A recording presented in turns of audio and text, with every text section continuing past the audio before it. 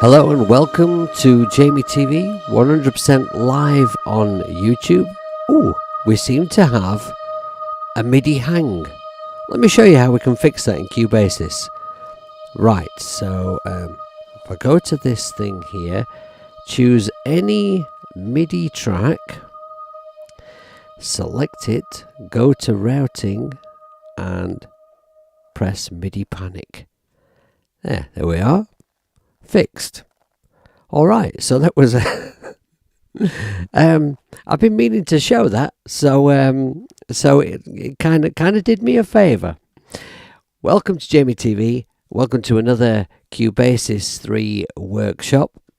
As you can see, I've gone back to the project. If you've been watching these streams before I chose to use drum 80 to demonstrate how we would use the MIDI that we created originally for the classic machine to send that MIDI to an AUV3. This audio here was created using the classic machine LD2. I've gone back to that just as a starting point for today. Let's say hello to a few people in the chat. Hi GB Crow, hi Mateus, hello Jade, hi Russ. Russ, what are you doing here? You don't even like Cubasis, but I do appreciate the support, young man. Right, hope everybody's super well and having a groovy time. Just let me know in the chat how you're getting on and what you're up to. Now, I must press on. I've lots of things on my list today. The thing I noticed actually, listening to that just now, I'm not entirely happy with the bass. I like the sound that I've made with that bass. I like the squeakiness that I've managed to achieve with some automation. But when we get to what I consider the chorus section, it's not really doing it for me. It's not. There's no bass end to it. It's not punching through. So that's something I'm going to have a think about, and in a future stream I'll show you how I'm going to deal with that. I've got ideas going around in my head already. But for today, I'm going to start with the top tip. Tip number 1 today, stereo width. Now, stereo width, if you're an iOS person, there's lots of different stereo width apps. Cubasis 3 has one built in. It's one of the effects you don't even have to buy from the Cubasis shop. Now there are better ones, and actually there are AUV3s that are worse ones, if we're honest. Now, if you really want to get into stereo widening or manipulating the stereo picture with an AUV3, then you really need to get the apps by Quantavox, especially TruePan and Spatializer. I've made videos on that stuff, which you can go and check out. But for now, let's have a look at the one that's built into Cubasis 3. I will go to yes, right, I used it on the clap. I need to explain why first. So in this drum groove, whereabouts is it? It must be about here. I've used a snare and a clap. Just have a quick listen.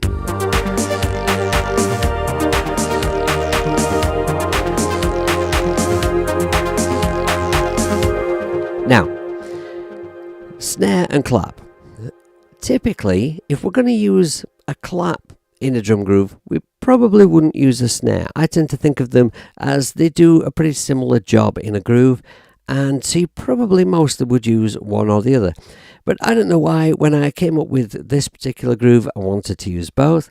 And then when I started mixing these drums, what I found was that they're kind of in each other's way.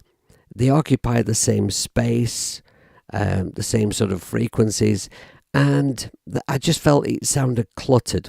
I was considering getting rid of one or the other, and then I thought, well, hang on, I've not panned anything yet. At the time, everything was mono, everything was down the center. So what I did was I left the snare right down the center, and then I went to Insert Effects, and use the stereo width app. Let me show you this ever so quickly because it's actually really pretty good.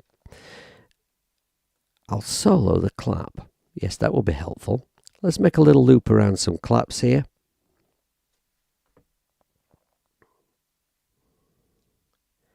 And let's add in this camera angle here. There we go. Put loop on. Right, and solo the clap. Right. Also has some lovely reverb on it. Now, if I just get hold of these speakers here, pull it into the center, you should hear that that's, you know, if you're listening on some cans or some decent studio speakers, you should hear that that's now down the center. So we can adjust how wide this is, like this. And we have 4 modes to play with. Turn down the outputs a little bit while I'm talking. How rude. So the modes are adjust, swap, comb, and Hass effect. Adjust is kind of the basic mode. The delay function and these EQ functions don't do anything. So if you're in adjust mode, you simply adjust width and output. This is another effect that can be used to gain stage, as previously discussed. Now, if I go to swap mode, that's basically the same, but what it's doing is it's swapping the stereo picture opposite sides. The more interesting ones, the comb effect. Now, if I adjust the delay,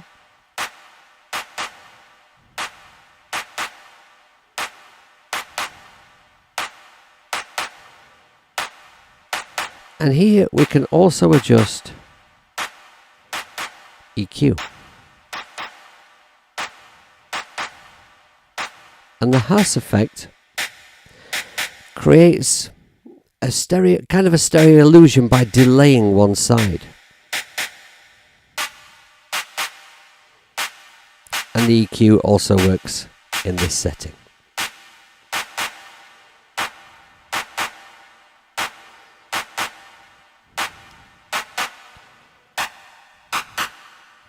That was quite nice. But for me, it worked just using the most basic mode. And I think my output was around there. So now let's have a listen to how it works with the snare if I don't have the stereo width effect on. Right, it's just, they're in each other's way. Let's pan out wide.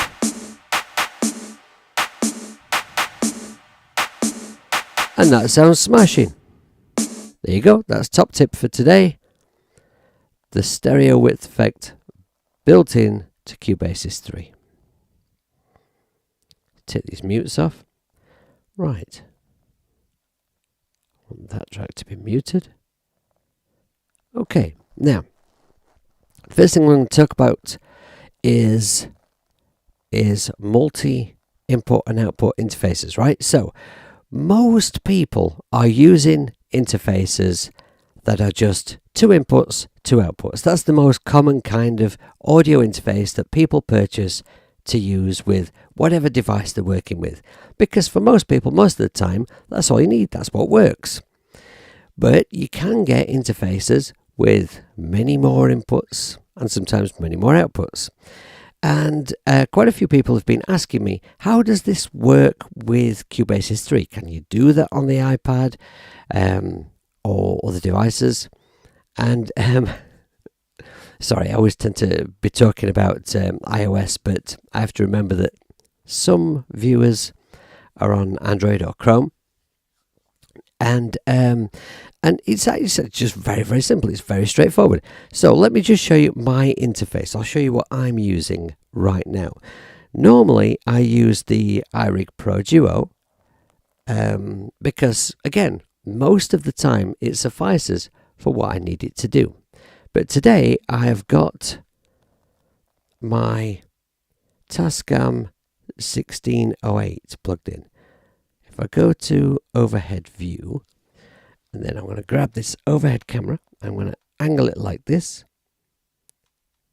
and it is up here. I'm going to do a pointy thing, right, just here. You see this thing with all these cables plugged into the front of it. So this task is a bit far to reach. Actually, I could do with a pointer. What can I use for a pointer? I've not got a pointer. No, I cannot see anything around me that I could use for a pointer, so I'll just have to really stretch my arm out here. So what we've got is, on the front of the 1608, we've got 8 microphone style inputs. Then we've got 2 more inputs here, which are guitar type inputs effectively. And then on the back of the unit, there are 6 more jack inputs, which are like line level inputs, or can be, what's an input? Inputs, or can be switched over to be instrument inputs. So that's the interface that I have plugged in right now. It's not very interesting to look at, but I just thought I'd point the camera at it so you know what I'm wobbling on about. I'll just center that again, and then I will go back to this view. No, this view. Right. So if you plug an interface, and what I should have shown you actually is that is just plugged into my hub, which is back here. I've got one of those nice little high drive hubs now. I just plugged it into that, and that is plugged into my iPad. And so the point of all this really is, so what happens in Cubasis if you plug in an interface like that with lots of inputs and outputs? So the first thing that you notice, really the most obvious way that you know that it's plugged in and the iPad's reading it correctly, if you go to the mixing desk, you will see that where you would normally have just one main stereo out, I've now got 4, because on the back of that interface there are 8 jack outputs, like 4 stereo pairs. So we could send signal from Cubasis to the interface and out to 4 different stereo destinations. So what might that be useful for? Because, you know, I'll just give a couple of examples so you can sort of see what the point of that might be. Because I think most people could probably see the point of having more inputs, but why more outputs? I made a few notes. Can I read them from here without my glasses? Right, okay. So, number 1, if you, let's say you are a solo singer, and you go around the pubs with some backing tracks, and you do your backing tracks in Cubasis. So in Cubasis, you know, you record your drums. Let's say you're a guitar vocalist. You record your drums, your bass, your synths, your backing vocals, all that stuff. So you can actually mix them in the digital audio workstation. You can adjust that when you're on your gig, if you wish. And just maybe add a track that's for your guitar input and a track that's for your vocal input. You could use an interface like the iRig Pro Duo for that. But if you use a bigger interface like this and you've got multiple outs, what you could do is you could send, say, maybe your vocal out on this track and your guitar out on this track and the rest of the tracks on this one, and maybe a click track on this one. So what you would do is you'd send these as stereo groups to your hardware mixing desk that you use live, because that's probably more convenient to use in a live situation than using the iPad, although I have done that. And that's how I know that a hardware mixing desk is better in that situation, for me anyway. Right, so this click track, you would not send that out front. You would just send that to your in-ear monitoring so that you can hear a click that counts in the tracks, so that when your song starts, you miraculously start playing your guitar in time with the track, which I suppose is pretty impressive if you're into that kind of thing. And just live, you could just mix things a little bit without having to touch the iPad. Another use that sort of expanding upon that idea, you could use it in the same way for a live band that uses backing tracks. Just excuse me while I just cross myself. A live band that uses backing tracks. In that instance, you could send the backing that you have pre-recorded to enhance your band into the multicore, and then the mixing person could mix it out front. And one more thing. A way that I've used this a lot is, let's say I'm working on a project in Cubase on my desktop, but I've got some awesome synths on my iPad, and I'm working on a project, and I think, you know what? If I could just use this synth and this synth off my iPad, they'd be perfect for this track.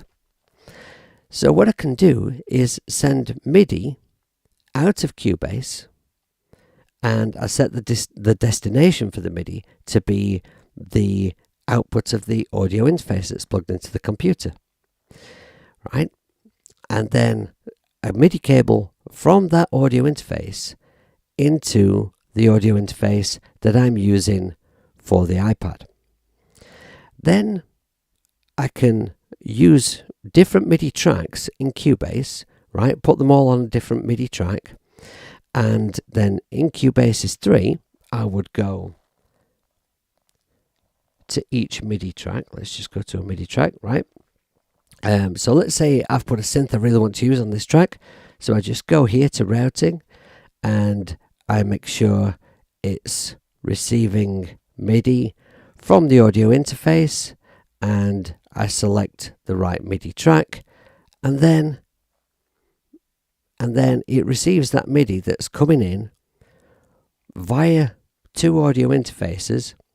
It plays that synth, and then I can send that synth via the stereo output here. I can choose which stereo outputs to send it to, right? And now, as you can see, I can send it to multiple ones.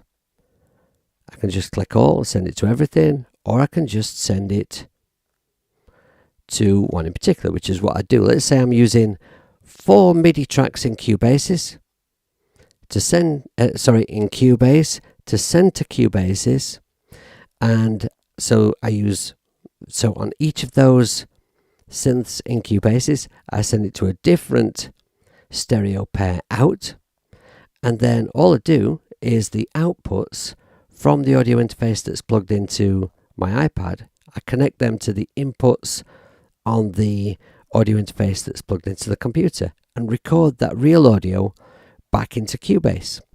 So working that way, you can very easily use Cubasis as a host for synths. And actually, I've done this quite a few times recently, and it works really, really well because it's not using very much processing power whatsoever in the computer. And my computer, I have to say, is nothing. It performs nothing like as well as my iPad M1 Pro. So that's where you'd find your group, your stereo outputs, right? While I'm here, I'll just show you this. Look, if you had set up group tracks, because I've shown you how to set up group tracks and how you choose which instruments you want to go to that particular group track. That's when immediately after you set it up. But if later on you decide, I should have sent this to a group track, all you do, right? You can see I've already clicked on an instrument, and the stereo output here. But here you've also got group tracks, right? Now, I've only got one group track in this project for drums. So if I wanted to send this to that group track, I just select it there.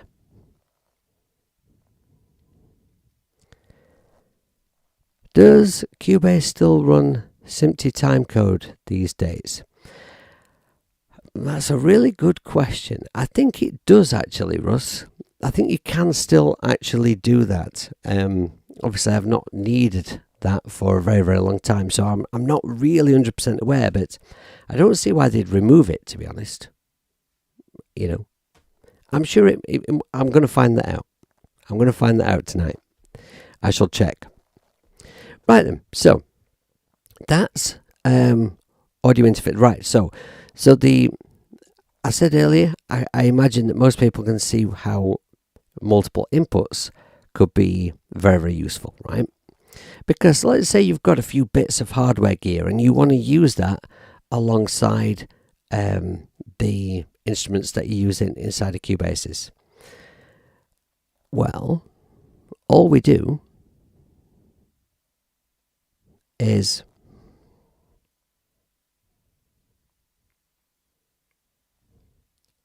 excuse me just a moment, sorry. Let's say if I set up an audio track just down here, and then I go to routing, and then I go to mono input. Now, let's say I'm recording my guitar on this Tascam 1608. The input that I like to use to record my guitar on that particular interface is input number 9. So go here, mono input, right? And then I just go here and select number 9. As you can see, there's 16 listed because it's got 16 inputs, right? And that's really as much as there is to that. Right, I'm going to remove this now because I don't need that track. Right, okay. Now, the next thing I'm going to do is I'm going to show you my RX11, of which I am super proud. I've always wanted a Yamaha RX11, and I never got round to getting myself one. Let's see now. If I go to this view here, you'll be able to see that it is just here. It's this enormous drum machine just here. I've always wanted one. Hey, Leela, thanks for joining us. I've always wanted one, right? It's an absolutely superb drum machine, and this year it's 40 years since they were first made. If I just adjust my camera a little bit, in fact, no, what I'll do is I'll use the overhead camera again. All right, let's go with the super technical. Hey, Yellow Eyes, thanks for being here. All right, there we go. There's my RX11 just over here, right? Now, the superb thing about this drum machine, not only does it sound absolutely awesome and about as 80s as it's possible to get, this drum machine at the back has 12 separate outputs. That's what's truly magic about it, because the thing is when I record my hardware drum machines, which I love to do because I'm a bit of a drum machine nut, I have to do it much like when I'm using a drum app inside of my DAW that doesn't have multiple output buses, right? I have to freeze them one at a time. So from a real hardware drum machine, it takes even longer because I have to do it all in real time. So every single drum gets recorded real audio into Cubasis one at a time. So it's quite laborious. So having 12 outputs is absolutely magic. So I can do them all at the same time. That's if I'm using the 1608 interface. because that's got enough inputs on it. So let me just go, if I go back to this view here, right? So it's got 16 outputs. It's got the RX11 has got 12 outputs, and they're all going into the 1608. They're all already wired in. So if I, in my project here, go to, let's see, where shall we do it? We'll do it here. Let me just move that up there. Okay. Now I'll come here and I will add an audio track. And it should be red because drums are red. And this is going to be the kick. So I'll just label this kick. Now the kick goes goes into input number 1 on my interface. So if I go to routing, right, it's set to mono input number 1, so that should be right. Now what I need to do is to arm the track. And so now if I press kick, because on the RX11 there's some nice big fat chunky buttons for each drum. So if I find the bass drum, there we go. So when I press record, I can, oh, I've missed a bit. What a stupid hippie. Let's do this. We'll go up here and mute all those drums up there. And here, right, I'm no longer using drum 80, so we will just get rid of drum 80. No instrument. I want to use this MIDI to make the drums, to play the drums inside the RX11. So I go to routing and MIDI output. And I want to send the MIDI out of the Tascam 1608 interface. So I got there. And the RX11 is receiving MIDI on channel 10. So we select that there. So if I go back here,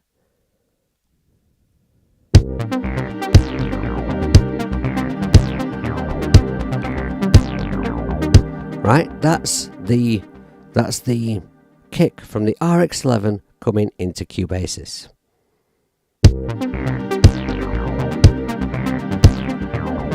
And it's very loud.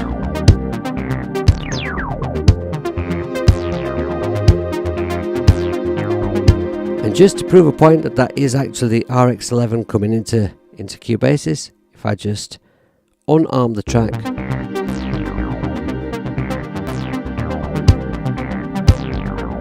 now a nice fat solid cool sounding kick. I love it.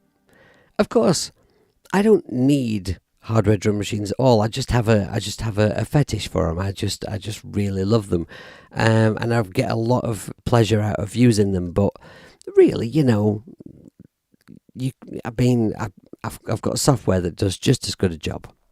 You know.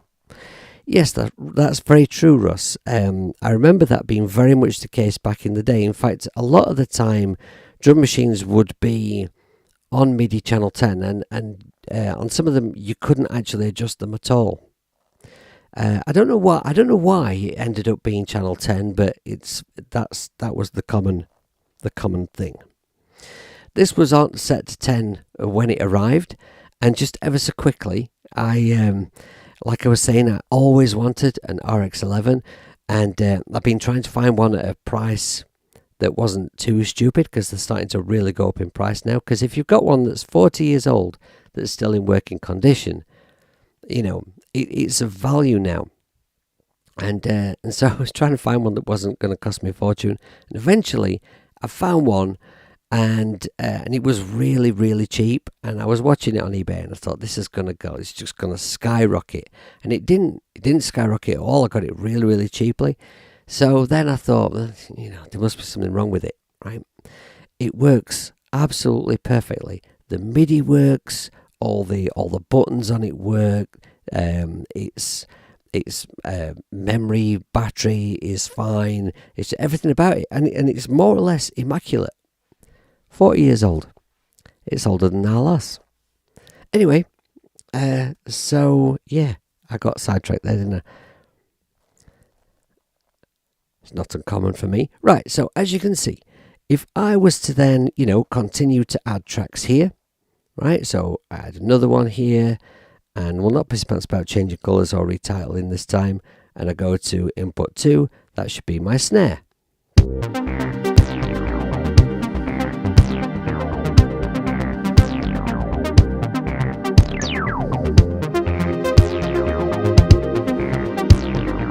Oh, I have to arm the track. Stupid hippie.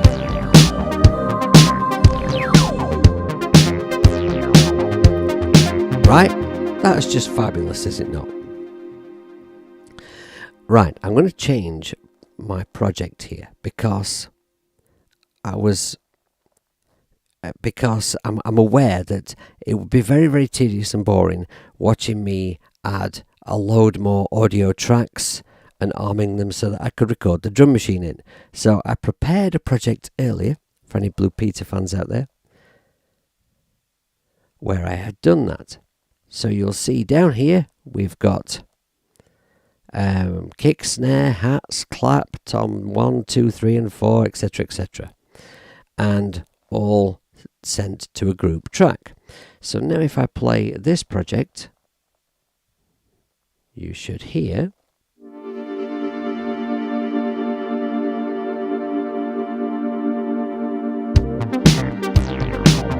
I'll scoot it on a bit so you can hear some of the other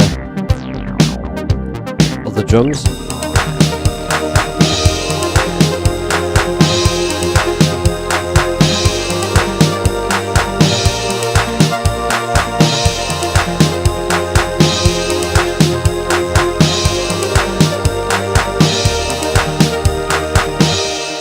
Right, okay, so that's all of my drums coming into Cubasis 3. Now, just have a look at my notes, make sure I'm not forgetting anything here. Right, now, there's one problem with this RX11 drum machine, and that is that it has a really nice ride sound on it, but it doesn't have like a ride bell sound on it, and I really like that bell sound, and I really, really wanted it in this project. So I'm going to show you what I did about this. So if I just go back to this overhead view, and I'll try and show you over here, I've got a Yamaha TX7 and a Yamaha RX17, which I made a really fabulous video about that no fucker watched. But it's a good video, and it's really funny, so go watch it. You alright, Ed? Nice to see you, dude. So, what I need to tell you is that I should have told you earlier, and I completely forgot because I'm hopeless, but coming out of the Tascam 1608 is a MIDI cable, and it goes into the back of the TX7. And then out of the TX7, it goes into the RX17, and then out of the RX17 into the RX11, which is out of shot at the moment. Now, I always leave these two things plugged in. I've got quite a bit of hardware these days, and you know, I don't leave all of it out all the time, because when you're not using it, it just gets dusty and gets in my way. And I'm working with limited space in this studio, but these two things I always leave wired in because I love them very much. Now, this drum machine has a really nice ride bell on it. So here's what I did. I think I can move that camera back now. So here's what I did. I set the RX17 to work on MIDI channel 10 as well. Now on both of these drum machines you can change what MIDI note plays each drum instrument. So I had to get my Darth Vader book out to make some notes, and then I had a good think, and then on the RX11 I changed all of the MIDI notes because for some reason Yamaha started it with the kick on A1, and you know, I wanted it more like general MIDI. So I changed all the drums in the RX11 to work more like general MIDI, starting at C1. And if I show you in the Darth Vader book here, you'll see, right, I've listed all the notes that play all the drums, and it's not very much in focus, that is it? It's a bit pants, that. No. Oh well. And also down here I've listed the numerical value of that note when we're talking MIDI, right? Then I did the same thing over the page for the RX17, but I started these 2 octaves higher than the RX11. Then on the iPad I added another channel down here, track 24, which I've forgotten to label. So let's label that now, right? That's Ride Bell. Okay, and I bet you I've forgotten to send it to the group channel. So let's do that like I showed you earlier. So we go to here, routing, stereo output, group track, add it to there, look, right? Now we'll shift it up here. Okay, so now if I press the button for Ride Bell, as long as this track down here is armed, which it is, if I press the Ride Bell button on the RX17, if I can reach, because I'm like super small and I've got super short arms.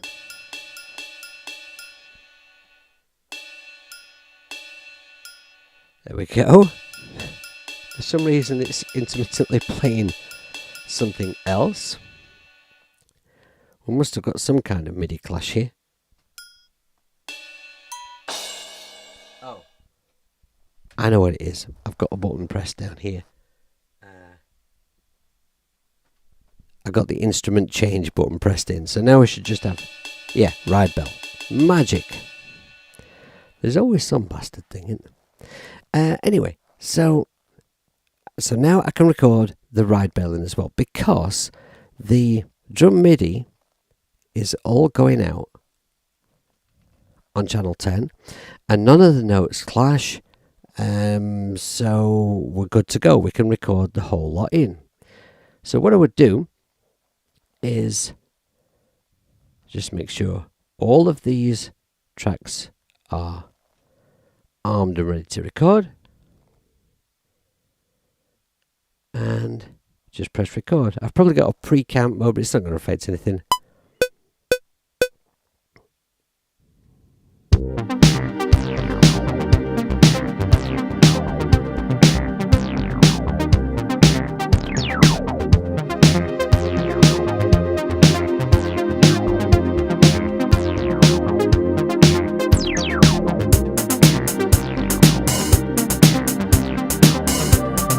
Right, now, I'm not going to make you sit for 80 years while we just record all those instruments in, but if I just go like this and zoom in, there, look, you can see that recording in.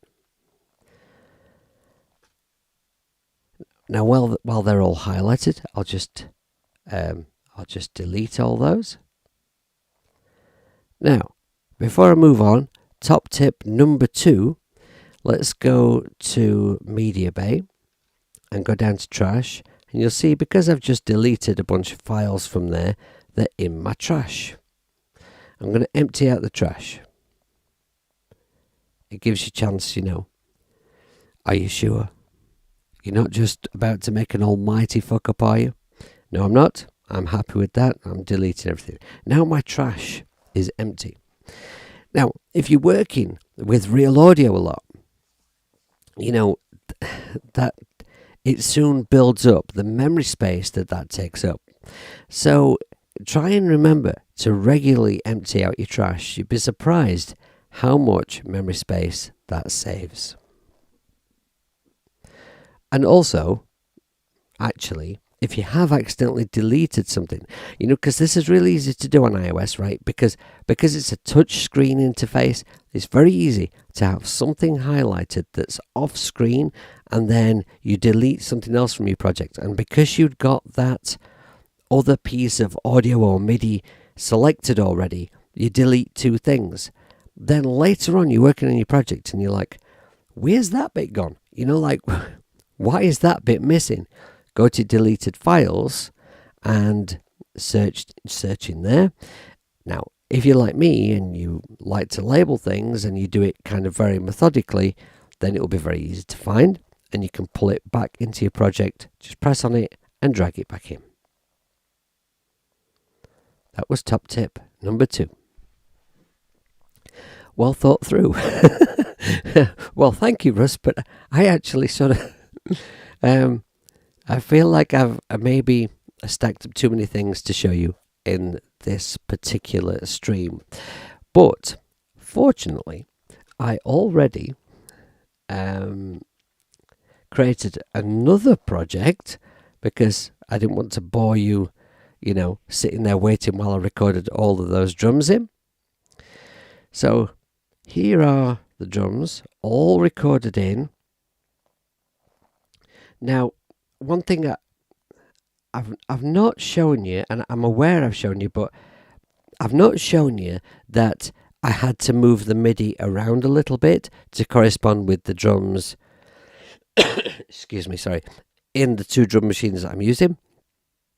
I've also not shown you that because, see, I wrote this MIDI for the LD2, and the LD2 only gives you 8 instruments to play with. I've got much more than that now. Excuse me, I was sorry. Got a bit of a tickle. And so I thought, well, I might as well use them, right? I might as well utilize them. So I've now added rides and crashes. I've got 4 toms to play with now, and I've made that adjustment in my own time. I realise I've not shown you that, but I have shown you how to do that in previous streams. So if you didn't see those streams, go back and watch them. So now we've got all those drums from the RX11 recorded into the project. So let's have a quick play. Oh, I've also done a bit of panning as well and a little bit of EQ. And added reverb. Ah, right. Oh, we've got that hanging note thing going on again. Let me just demonstrate once again what I showed you earlier. Midi Panic. Oh, and that's reminded me of something I need to show you. Okay, 2 things I need to show you. Right, I just made stupid hippie error number 1 because I've sent my MIDI to the drum machine. I've recorded the audio into Cubasis 3. But when I press play then, as well as that real audio playing, also Cubasis 3 is still sending that drum MIDI to the drum machine. And that's why you're hearing that like slapback sound, because there's a slight delay of the real audio coming in. See if you can just hear it on the snare.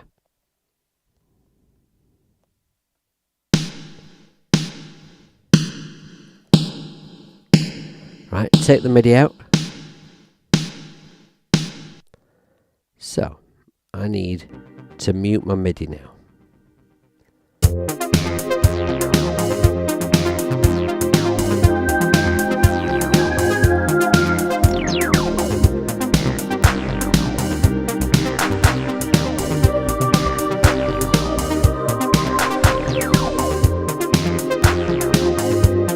Okay, right, now the other thing I wanted to show you, which I had completely forgotten about until just then, was if I just go to my overhead view again, you'll see I've got my, over here, I've got my Nectar Impact GX Mini. He said, reading the name off the top of the keyboard because I couldn't remember what it was called. Oh, you're not allowed to see that. That's for a video that's coming soon. Right, so this little controller keyboard is plugged into the hub that goes into my iPad. Now, if I wanted to play the RX11 with this keyboard, what I would need to do is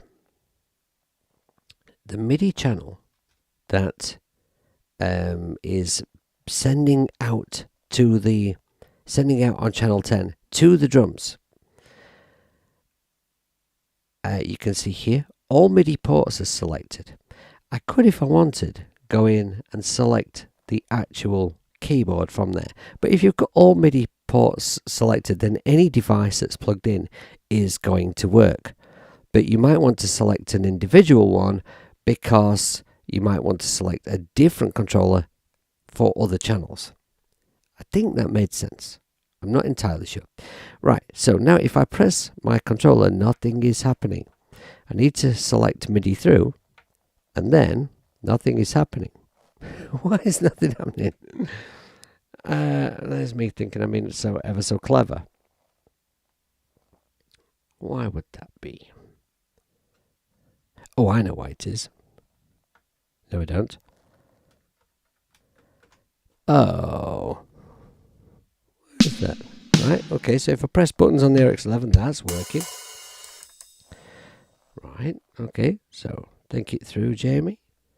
Let's go back to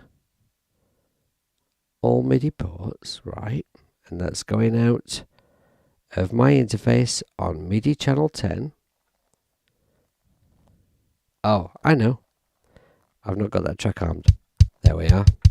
Need to arm the track. Stupid hippie. Right, so now I can play the RX11 with this keyboard.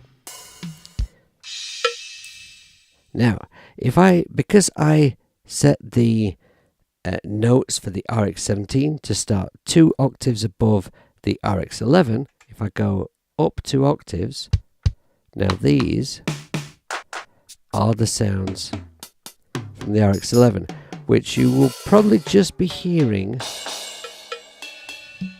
on one side because that instrument is panned, because I wanted it panned.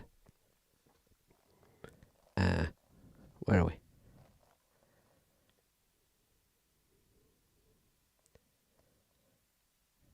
Over here. Track 24. I forgot to label it again in this project, looked.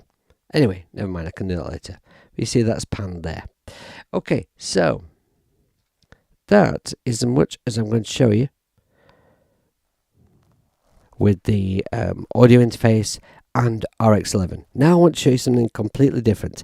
What I wanted to do was, in these streams, I want to start showing apps, because the thing is at the moment I'm working on a lot of video stuff, but I'm not doing many demos of just apps, mainly because I haven't got loads of time to do it like I used to.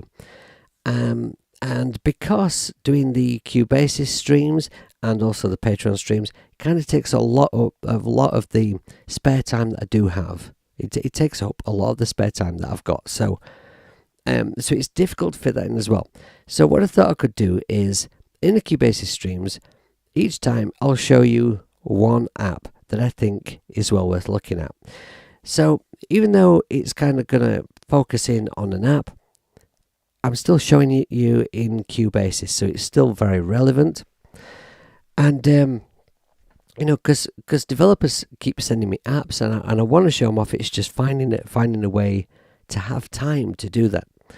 So I'm going to go to a project that I've been working on my Patreon.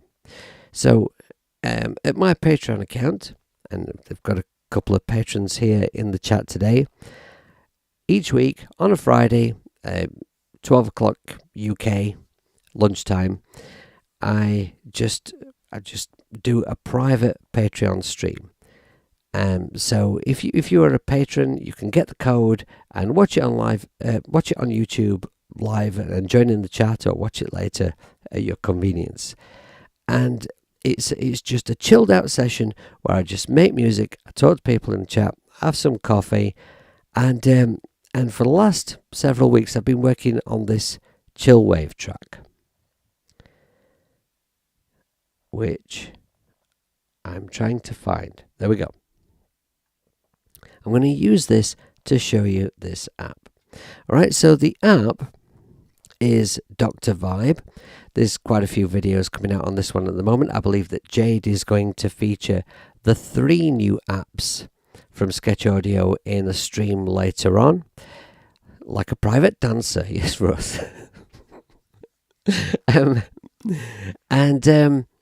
Dr. Vibe is possibly my favourite of the 3. I think I'm going to feature the other 2 in videos just as soon as I possibly can. Dr. Vibe, let's well, okay, right. So it's essentially a lo-fi type app, right? If you're into that lo-fi type vibe, it features 3 modules that explore that area musically, and you can add it just to one instrument in your project. You can add it to a group track. You could add it to your master out, or you could use it, as I think is possibly the way I would use it, when you actually get to the mastering stage. I'll cover that more in a moment, but first of all, what I'm going to do, this project, I'm going to give you an immediate overview of the app. I'm going to go to my mixer and go to the main stereo out, and we will insert, let's go here and type in Dr. Vibe. There we are. You can probably hear that already. So because this is on my stereo out, this is going to affect the whole track, everything in the track.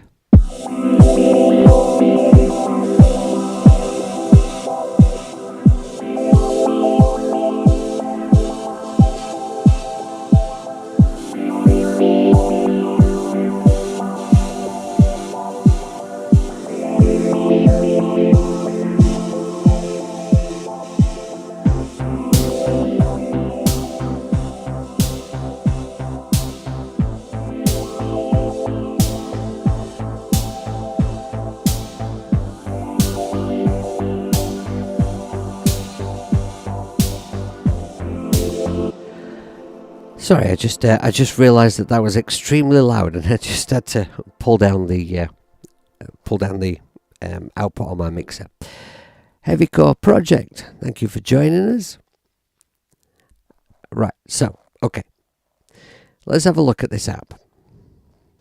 As you can see, it has 3 modules. And over here we have a list of presets. There's not loads of presets, but there's plenty of presets for you to, when you first buy it, just select through a bunch of presets. You get an idea of what it's actually capable of. But really what you want to do with this app is not rely on the presets. Learn how to use it, because it's kind of, about as difficult as putting on a hat. What I want to mention first is the thing I was worried about forgetting. So while I'm thinking about it, let's do that now. Down at the bottom here, because I didn't notice these controls straight away. Down at the bottom here, we've got a dry and wet mix control. And we've also got an output trim, right? So if things get super loud in this app, you can pull that down here. There's also an A and B mode thing up here. So if you have, let's say you've set your controls to sound absolutely awesome, and you're worried about losing that sound, but you still want to have a bit of a further pissy pants around with it, you can press the arrow to copy your settings over to bank B. Then work on it in bank B, and if you decide, yes, I've pissed-panted around with that and I've made a complete arse of it, you can go back to bank A, where your settings will be the same as they were before you completely made an arse of it.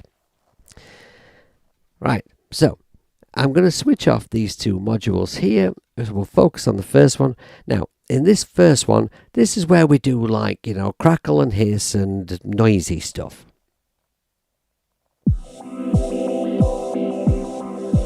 The first control is a bandwidth control. If I pull that down, you'll hear how the sound gets all thin.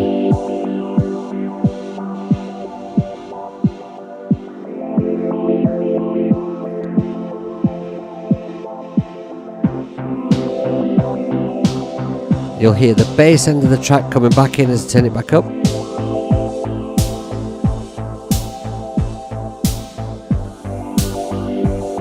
Right, let's just add some noise.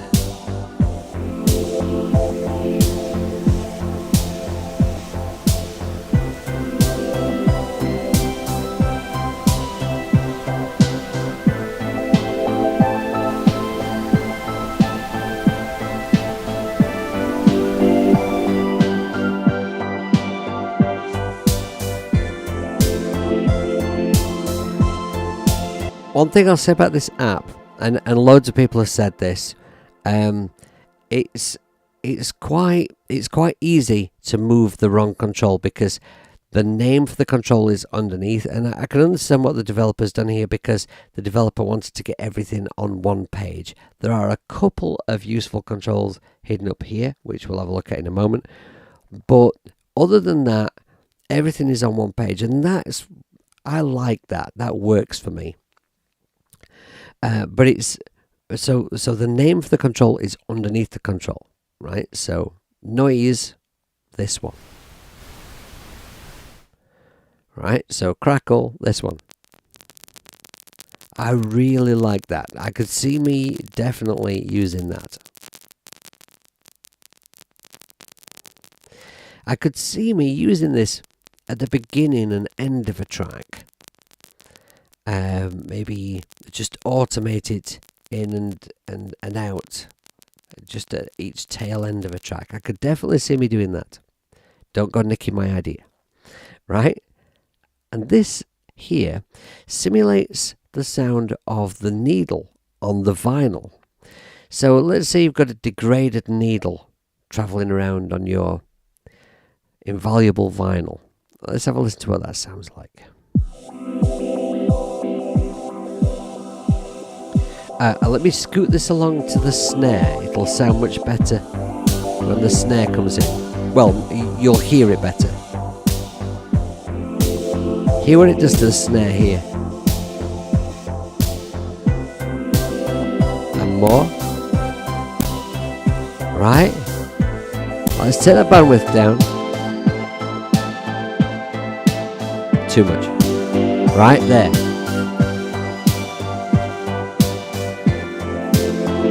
Let's add some crackle now. Oh, if you press and hold, I didn't mean to do that, but if you press and hold, you can type in a value.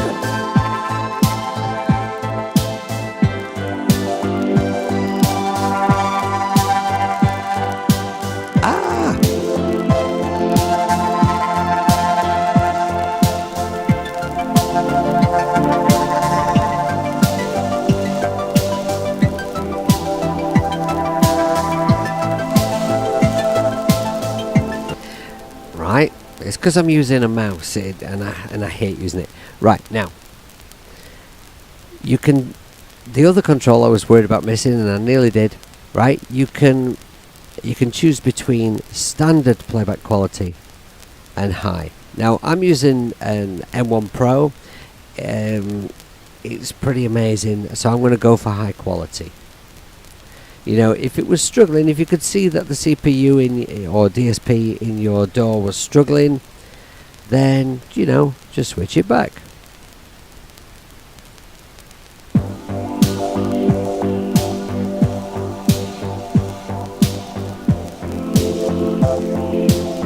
Okay, now let me just put these back, and then I can show you the wobble. Now, you know, like the kids, right? I've got a 15-year-old girl, and I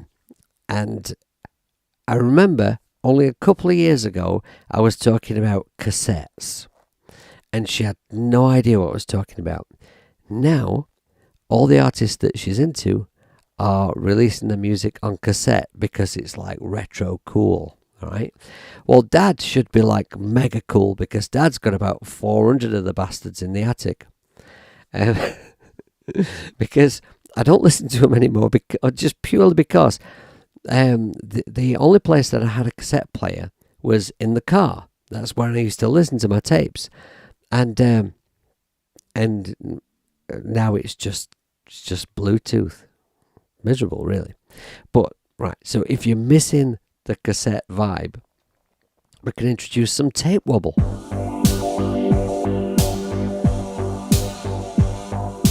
Right, I'm overdoing it so you can hear the effect.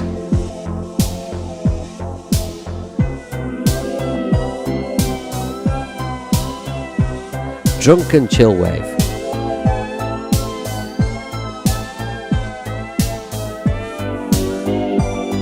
Right, now, wow and flutter. For wow and flutter, I noticed earlier it sounded really particularly good on this synth here. I'm just going to make a little loop around this synth part here. Where does it begin? Here, I think. Okay. Right, and I'm just going to solo this synth. Now, I don't need to go and put it on that synth's track because I've got it on the master out, so if I just solo everything else, same difference. Oh, wrong one. Right, okay. I'll go back to my mixer. And here. Right. Wow and flutter.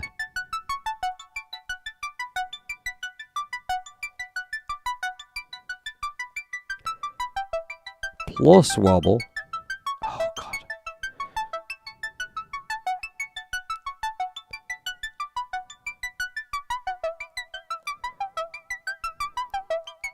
It's just wonderful.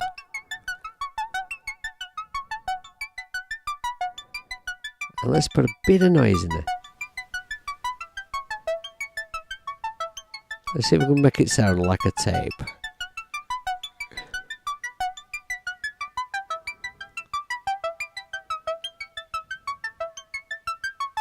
Alright, that's fantastic. Now, okay, so I'm going to switch this module off, and then over here we have this module which deals with audio to digital conversion. Now, I'm not an expert on this, so I'm not going to try and talk to you as though I am an expert. What I'm going to do is I'm going to try and explain it in a noob way, which is about as far as I'm kind of qualified, really. Imagine... And sorry if you know all about this and you're going to be listening thinking, what a dickhead. But let's say you're a total noob and you've no idea what I'm talking about, right? So imagine you have a very, very old computer and you are wanting to record some really hi-fi sound into that computer. That computer is not capable of recording at that level of quality. Right, so once you play it back from the computer, it is going to sound digitized and somewhat lower fi, depending on how old a computer we are talking about, or sampler, or digital recording device. You know, there's many, many different things we could be talking about, but basically, this module gives you the ability to reduce the quality. So, let's bring down the sample rate.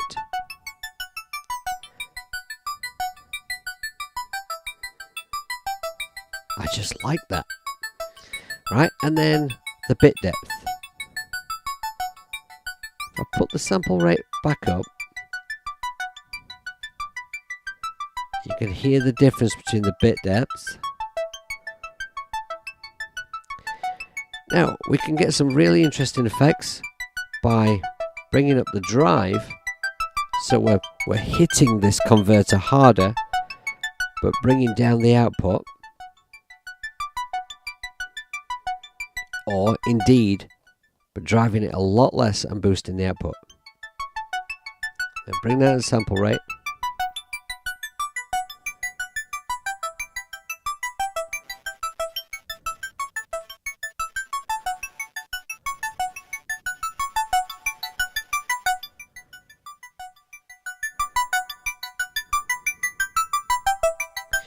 Now, obviously, we've got. I do hate this mouse. I hate it so. So obviously, what we're doing is we're balancing the drive at the front end against the output at the back end. Now, if you want, I'll just show you. You can go up here, and we can set auto gain. Or while we're in this menu, you can also change the text size in the app. I just thought I'd make it all big, Oasis, because it would be better for the stream. Right, so when you've got auto gain on, you will see that as you bring up the drive, the output goes down and vice versa, which is, you know, a useful thing to have. I like to do it myself. Oasis. Right, so. Right, we also have some filter options.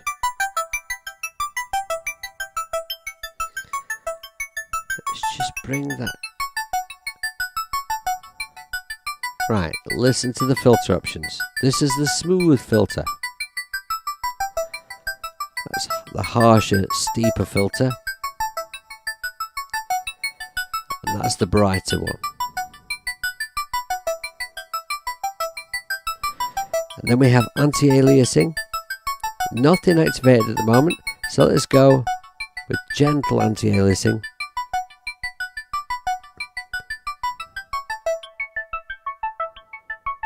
And same. That deals with trying to remove some of the artifacts that you can get by kind of folding the wave in on itself, I think is the correct way to explain it. Right, and then at the end, we have a mix slammer. Essentially, compressor limiter. Now this apparently is modelled on, I'm just going to unsolo that arpeggio there. So apparently this is modelled on a classic compressor that I am completely not aware of. It's completely outside of my scope of things. But you know, I just accept it to just take it for what it is as part of this software. It's a really harsh.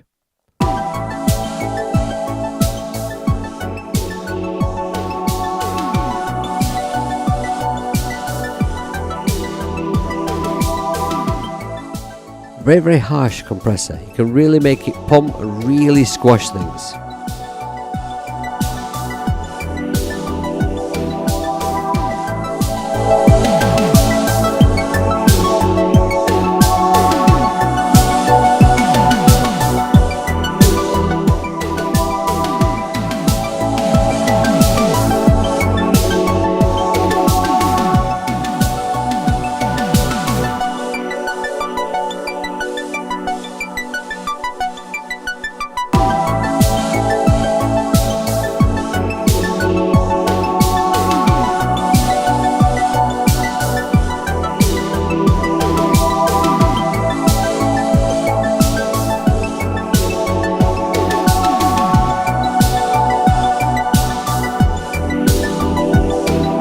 Alright, okay, so I'm not going to go deeply into like what, you know, what a compressor does and limited that as a whole of the stream. I'm just going to play around with the with the control, because the obvious controls for compressor. I'm gonna just play around with the controls so you can hear what I can make it do.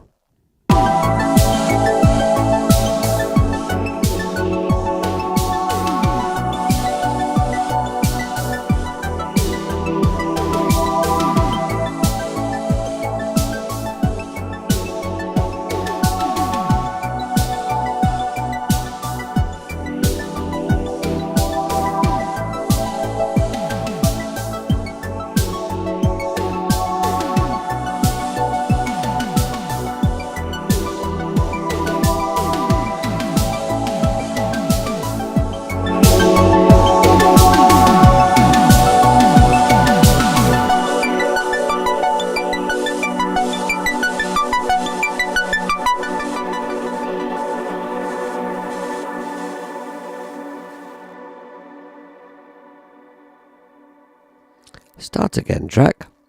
Right, okay. Hear this effect though. There's a bring down quality here.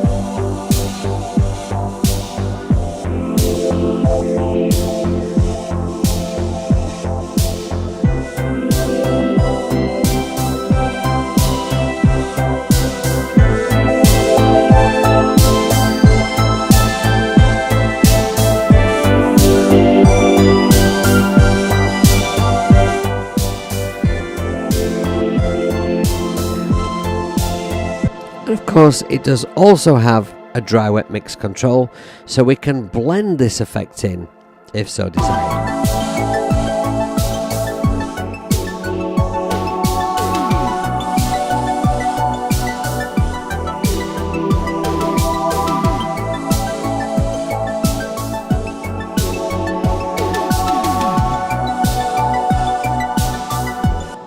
Alright, so I think it's pretty cool.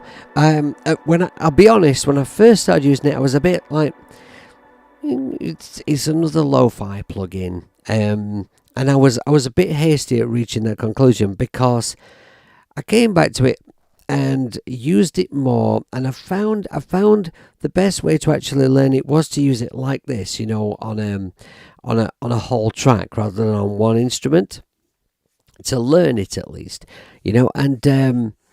and what I found is that it doesn't sound quite like the other lo-fi plugins. I know there's a lot of them available, and I know that there was a real craze on them sort of, a couple of years ago.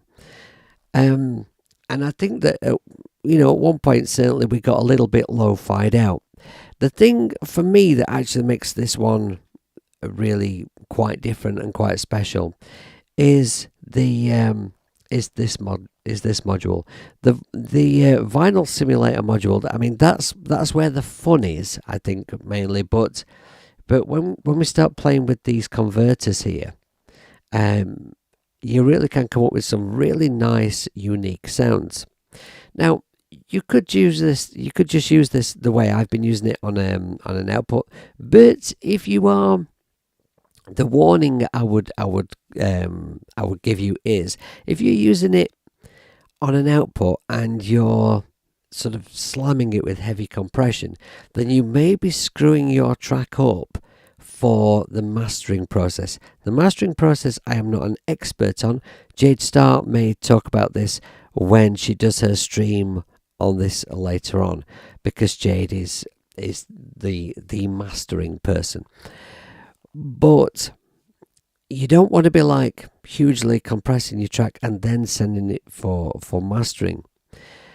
So it's something that could possibly be done as part of the mastering process. I like the idea of using it on just drums perhaps, or using it on maybe one synth to create a crazy sound. But there's lots and lots of possibilities with it. So I am going to play out with this track. And whilst I play out with this track, oh yes, and Mateus did that just just to prove a point, and I believe Mateus actually got told off by Jade. Right now, I'm going to play out with this track. Now, Leela, I believe, is streaming. I don't know whether she's just started or is just about to start. So, after my stream, if you are looking for something else to watch, go and watch Leela's channel. I may one of these days get my shit together and work out how to send people in my chat over to someone else's chat, but I haven't done that yet. And you know, when I do that, I'm probably just going to ask Jade how to do it, because Jade is the person that knows these things. Anyway, so thank you ever so much. Just started, she has. Did you say that in a Yoda voice? Thank you ever so much for watching today. I am thinking that for next week's Cubasis live stream, I may do a thing on what is the best thing to use to host and trigger samples within the app. Because of course, one of the weak spots of Cubasis 3, and I have to be honest, it does have a few, is the mini sampler. Let's be honest, it's a bit pants. But of course, if you're on iOS, you can use a fabulous app to host your samples, so it's not really an issue, right? So I think that's what I may have a look at in next week's stream, and I will also have a look at another app. So thanks ever so much for being here. I really, really appreciate it. I hope you have a fantastic rest of your day, and keep on making music, and really do try not to pissy pants about too much. I'm just going to deactivate all of the modules in this app. I'm going to play out with this track. If you're interested in watching me live develop this track further, then join my Patreon account for as little as one shitter per month. Take care of yourselves. As I play out, I'm going to have a play around with this app and make some interesting sounds. See you later. Bye.